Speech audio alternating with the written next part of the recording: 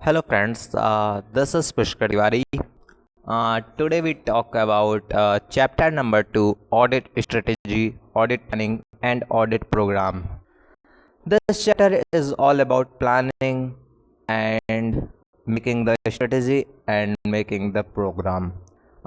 This chapter uh, belongs to audit paper number 5, CA intermediate. Okay, so let's start with the overview of this chapter. Okay, so here we are planning an audit involved where we establishing the overall audit strategy.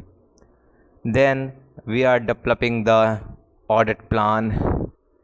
Then auditors should plan his work to enable him to conduct an effective audit in an efficient and timely manner. Plans should be based on knowledge of and business. Plans should be further developed and revised as necessary during the course of audit. Okay, so let's start. What are the auditor's responsibility to plan an audit of financial statement? कहने का मतलब है कि auditors का क्या responsibility है financial statement का audit करने के लिए, यानी कि हमको प्लानिंग करना है ऑडिट ऑफ फाइनेंशियल स्टेटमेंट जो कि डील करता है auditors responsibility to plan and audit of financial statement. Okay, it states that objective of auditor is to plan the audit so that it will be performed in an effective manner. अगर हम लोग audit को plan करेंगे तो audit को perform करेंगे हम लोग इफेक्टिव मैनर में. अभी जानेंगे कि ऑडिट को प्लान करने का बेनिफिट क्या है. अगर हम लोग प्लानिंग करते हैं ऑडिट का तो उससे बेनिफिट क्या क्या मिलेगा. तो यहाँ पर टाइमली मैनर में इफेक्टिवली वे में ऑडिट होगा आपका अगर आप प्लान करके रखते हैं तो पहले से. Besides ensuring compliances with professional standards, और यहाँ पर ये भी इंश्योर करना होता है कि जो भी कॉम्प्लायंसेस हैं वो प्रोफेशनल स्टैंडर्ड्स के अकॉर्डिंग हो रहा है. It helps in performing audit engagement effective. Okay, अब इधर हम लोग जानेंगे कि क्या क्या बेनिफिट है audit of financial statement in several ways and including the following veg. इधर हम लोग इस चैप्टर को लर्न करने का ट्रिक सीखेंगे कैसे हम लोग इस चैप्टर को लर्न कर सकते हैं.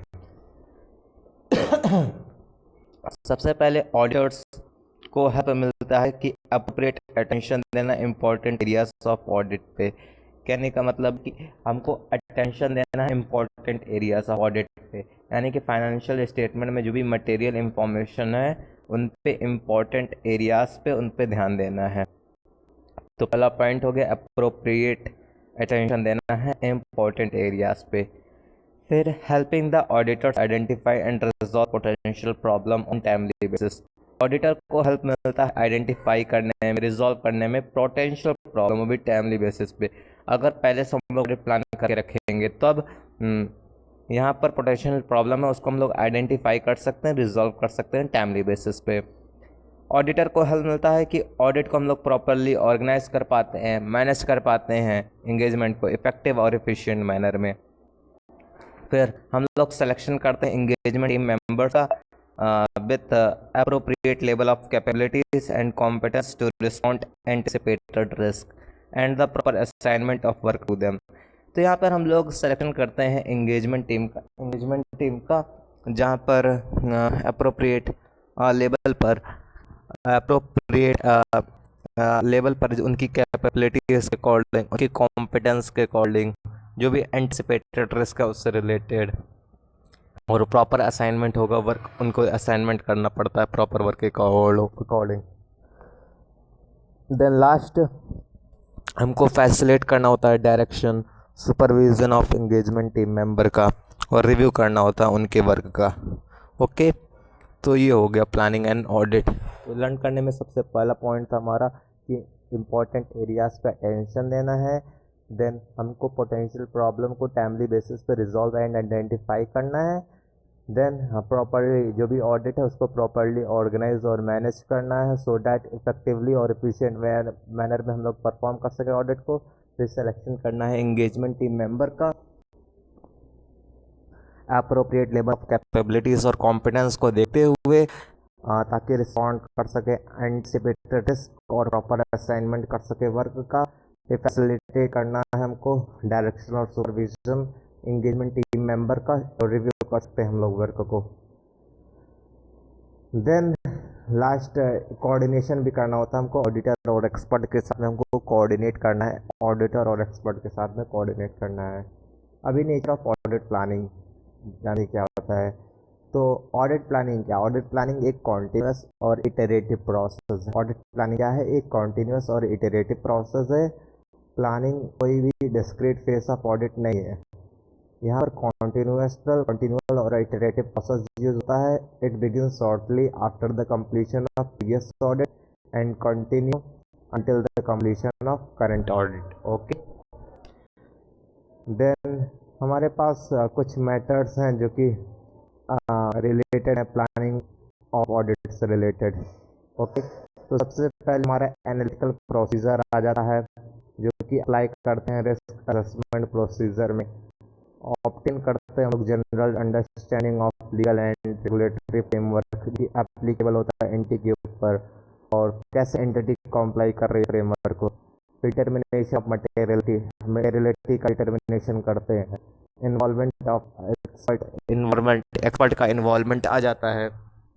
देन आफ्टर हमारे पास performance of other risk procedure आ जाते हैं, यानी कि परफॉर्म करते हैं अदर रिस्क असेसमेंट प्रोसीजर हमारे पास आ गया। जैसे तो ये हो गया, देखो एनालिटिकल प्रोसीजर जो कि रिस्क असेसमेंट प्रोसीजर पे अप्लाई किया गया था।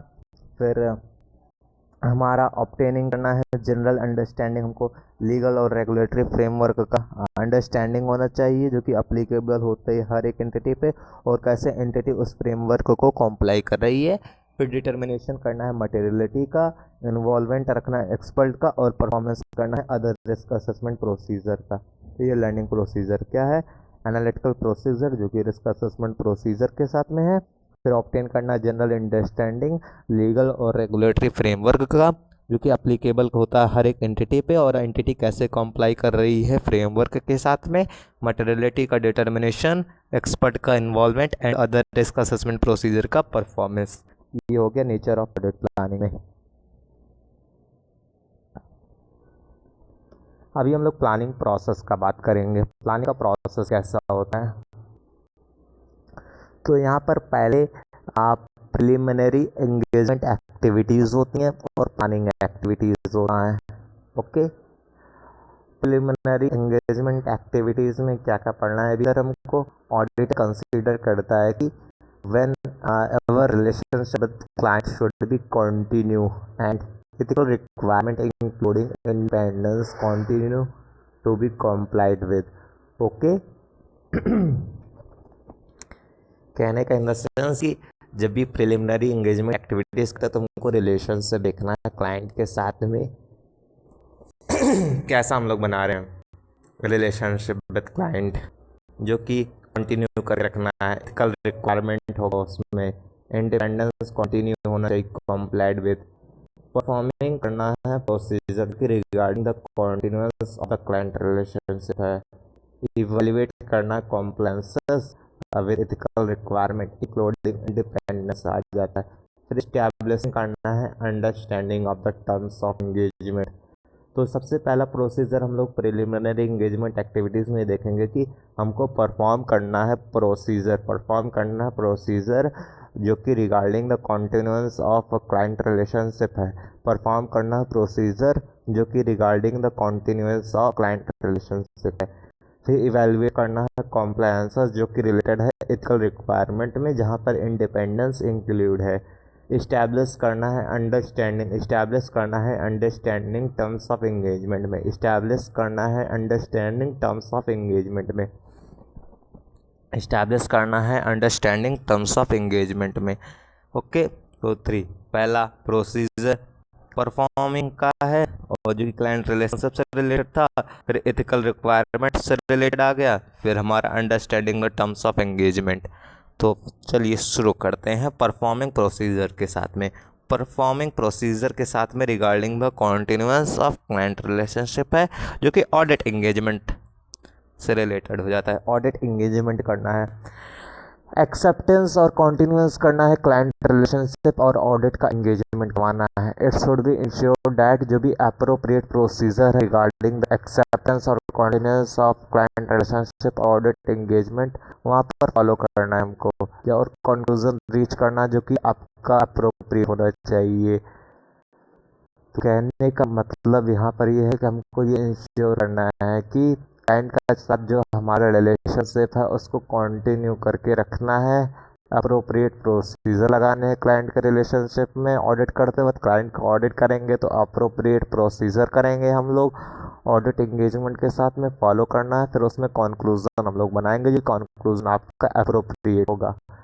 फर्म को ऑब्टेन करना है इंफॉर्मेशन जो कि नेसेसरी है सर्कमस्टेंसेस के लिए for accepting the engagement with new client, यानी कि न्यू क्लाइंट के साथ में कोई एंगेजमेंट एक्सेप्ट करने से पहले हमको इंफॉर्मेशन ऑब्टेन करना की जरूरी है उस सर्कमस्टेंसेस के लिए। When deciding where to continue existing engagement and other when considering acceptance of new engagement with existing client, कहने का इन द सेंस कि भी कोई डिसाइड करें हम लोग एग्जिस्टिंग एंगेजमेंट को कंटिन्यू करने के लिए और कंसिडर कर रहे हैं express new engagement with existing client के लिए, तो ये इम्पोर्टेंट इंफॉर्मेशन हम ऑब्टेन करना है। कुछ मैटर्स हो गए जैसे इंटीग्रिटी ऑफ प्रिंसिपल्स हो गया, की मैनेजमेंट हो गया, और कॉम्पिटेंस ऑफ एंगेजमेंट टीम हो गया, उसको परफॉर्म करना है ऑडिट एंगेजमेंट के साथ में। इम्प्लीकेशन करना मैटर्स कि अराइज होते हैं करंट और प्रीवियस ऑडिट एंगेजमेंट में, जो कि उसको मैटर को कंसीडर करके रखना है। आफ्टर दैट हमारे पास इवेलुएट करना है उन कॉम्प्लायंसेस को जो कि एथिकल रिक्वायरमेंट होते हैं इंक्लूडिंग इंडिपेंडेंस, वहाँ पर इंडिपेंडेंस को इंक्लूड करना है, यानी कि इंक्लूड करना है एंगेजमेंट का। ओके, यानी कि इवेलुएट करना है कॉम्प्लायंसेस को एथिकल रिक्वायरमेंट के साथ में। इवेलुएट करना है हमको कॉम्प्लायंसेस का विद एथिकल रिक्वायरमेंट, जहाँ पर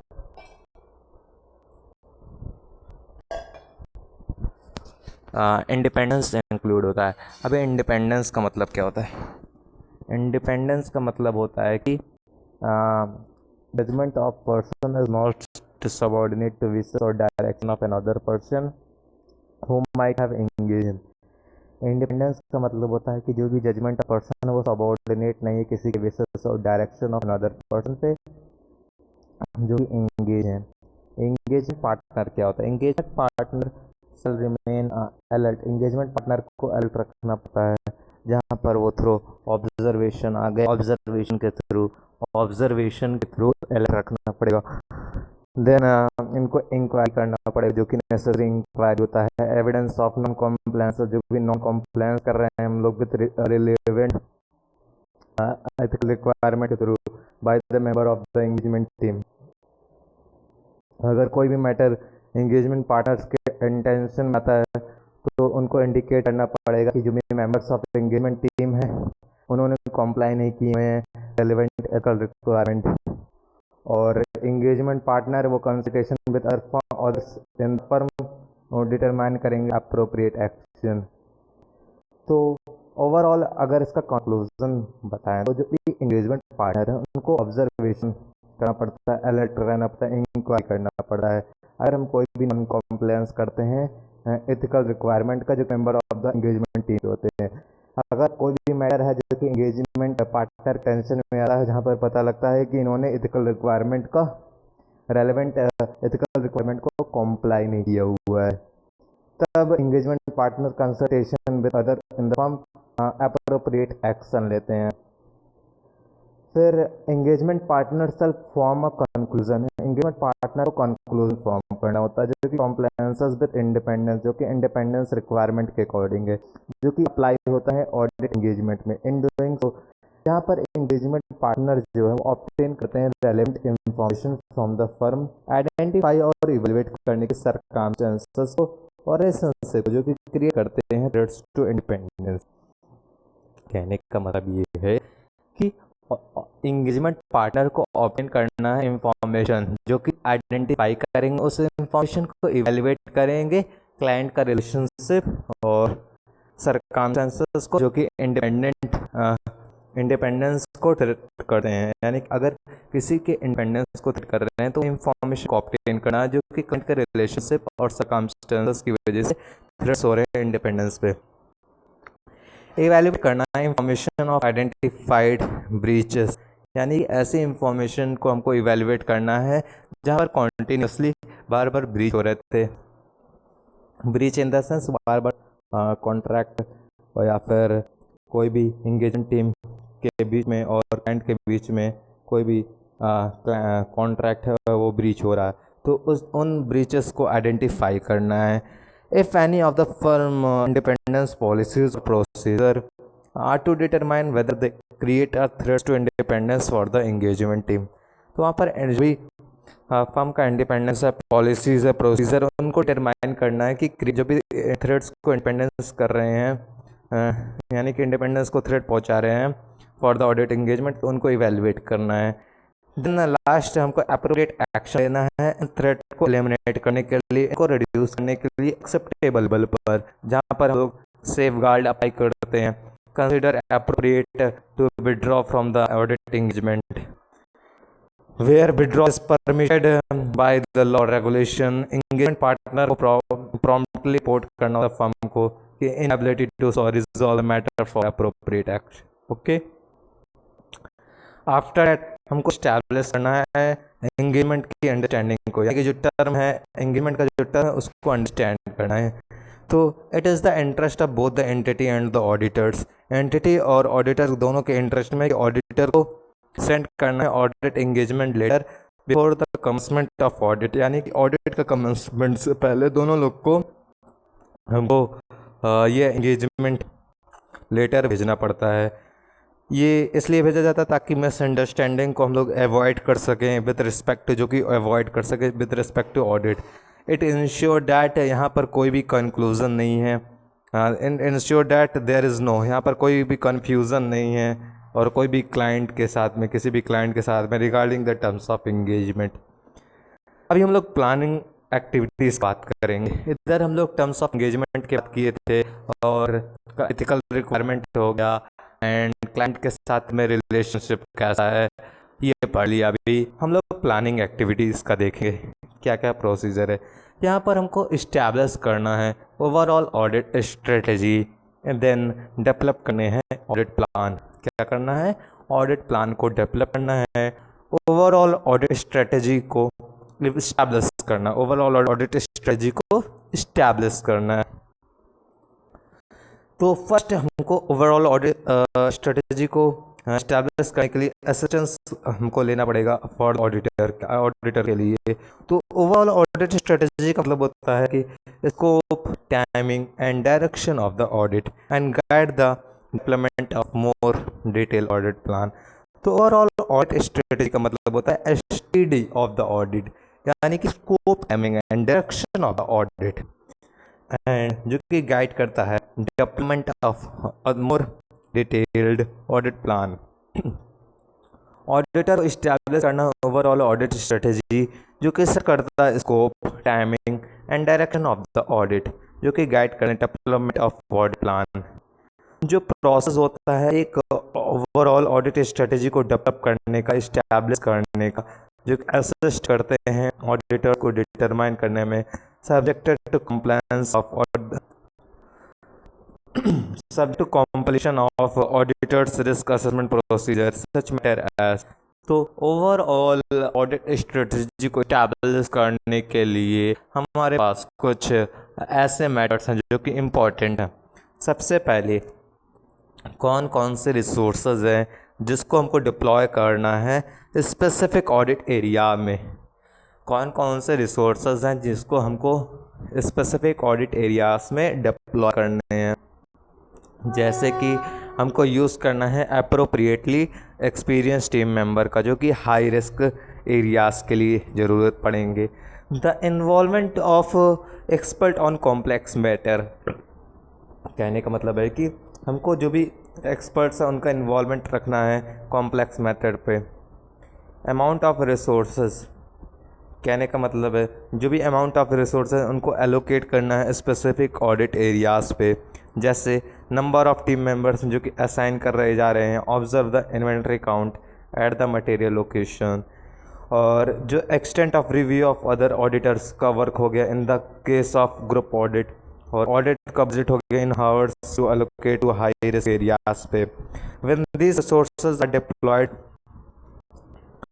such as whether at a interim audit stage or a key cut-off date यानी कि कब उन रिसोर्सेज को डिप्लॉय करना है, कि जैसे कि इंटरम ऑडिट स्टेज में करना है कि की कट ऑफ डेट्स पे रिसोर्सेज को डिप्लॉय करना है, और कैसे हम लोग रिसोर्सेज को मैनेज करेंगे, डायरेक्ट करेंगे, सुपरवाइज करेंगे, कि जैसे वे team briefing debriefing meeting are expected to be held, कैसे हाउ एंगेजमेंट पार्टनर है वो मैनेज कर रहे हैं रिव्यू को, और एक्सपेक्टेड टू टेक प्लेस यहाँ पर प्लेस की, एंड वेदर कंप्लीट कब कंप्लीट करेंगे एंगेजमेंट क्वालिटी कंट्रोल रिव्यू को।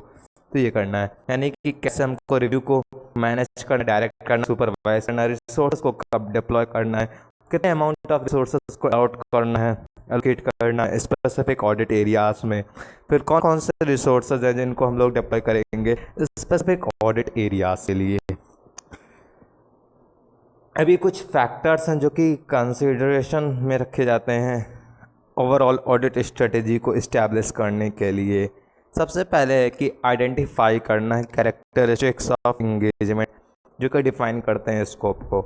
आइडेंटिफाई करना है कैरेक्टरिस्टिक्स ऑफ एंगेजमेंट जो कि डिफाइन करते हैं स्कोप को। आइडेंटिफाई करना है कैरेक्टरिस्टिक्स को ऑफ द एंगेजमेंट जो कि डिफाइन करते हैं स्कोप को।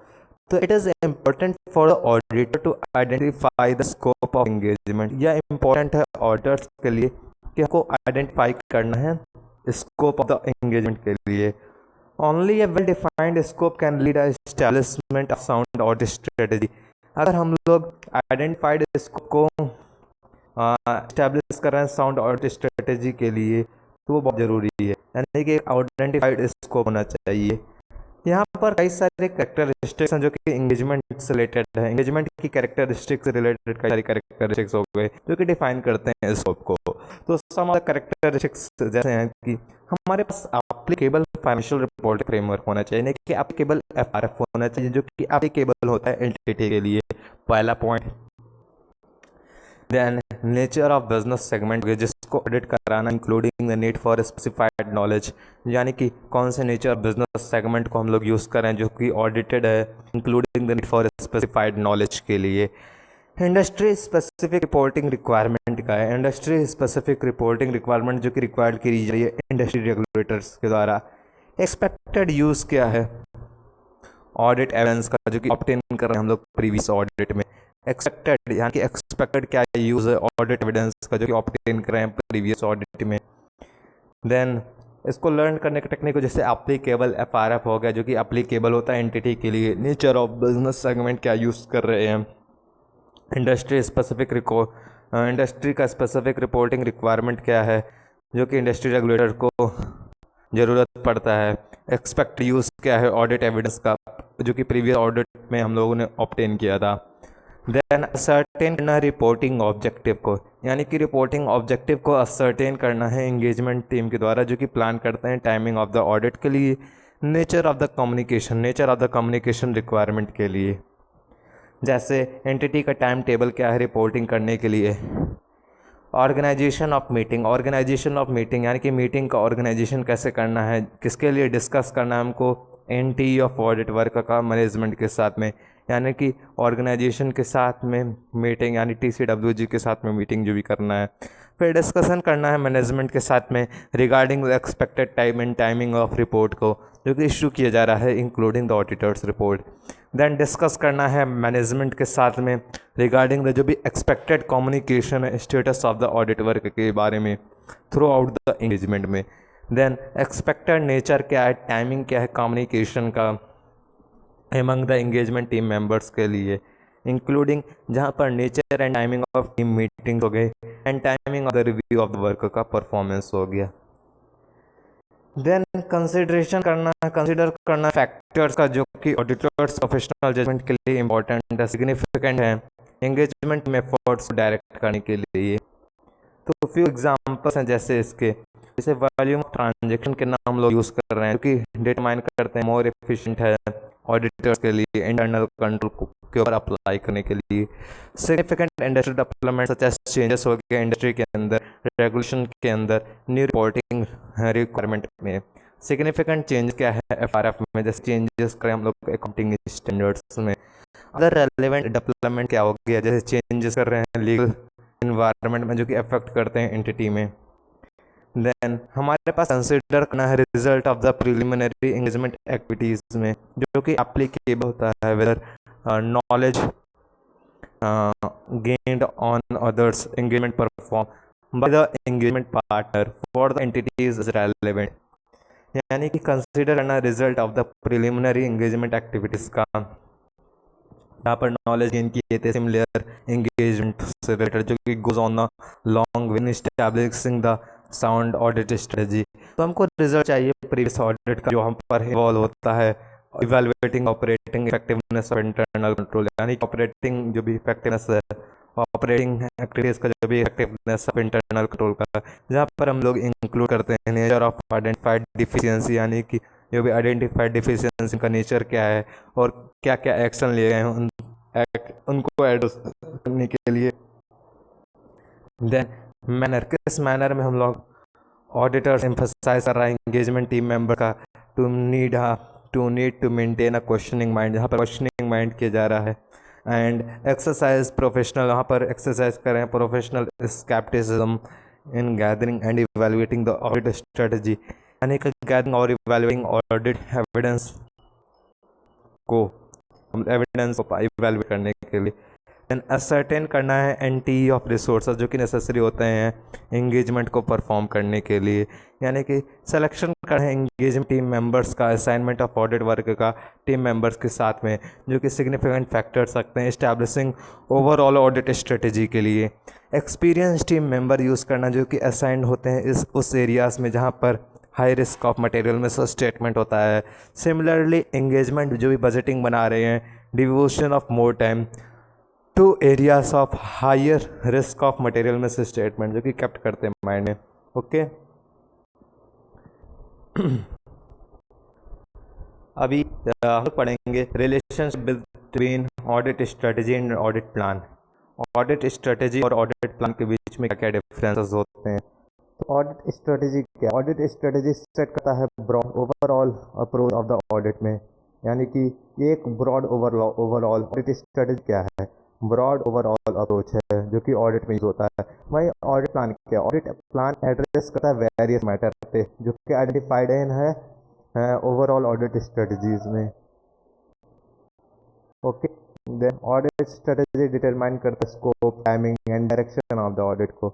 ऑडिट प्लान क्या है, ऑडिट प्लान डिस्क्राइब करता है कैसे हम लोग स्ट्रेटजी को इम्प्लीमेंट करेंगे। देन ऑडिट प्लान क्या, ऑडिट प्लान बहुत ज़्यादा डिटेल में होता है ओवरऑल ऑडिट स्ट्रेटजी से, जिसमें इंक्लूड होता है एंटी ऑफ ऑडिट प्रोसीजर जो कि परफॉर्म करते हैं एंगेजमेंट टीम मेंबर्स के द्वारा। प्लान करते हैं ऑडिट प्रोसीजर जो कि takes place over the course of audit में, जो कि audit plan for the audit engagement development की होता है। और अगर ओवरऑल ऑडिट स्ट्रेटजी एक बार इस्टेब्लिश हो गया है तब ऑडिट प्लान को हम लोग डेवलप करते हैं एड्रेस करने के लिए वेरियस मैटर पे जो कि आइडेंटिफाइड होते हैं ओवरऑल ऑडिट स्ट्रेटजी के लिए, टेकिंग इनटू एक्शन लेते हैं the need to achieve the audit objective through the efficient use of auditors का resources। then establish करें overall audit strategy, determine करें audit plan को कि not necessary होता है discrete और sequential process में, but ये closely related होता है since changes in one may result in consequential change to others। Okay तो इस चैप्टर में आगे हम लोग नेक्स्ट वीडियो में डिस्कस करेंगे। ओके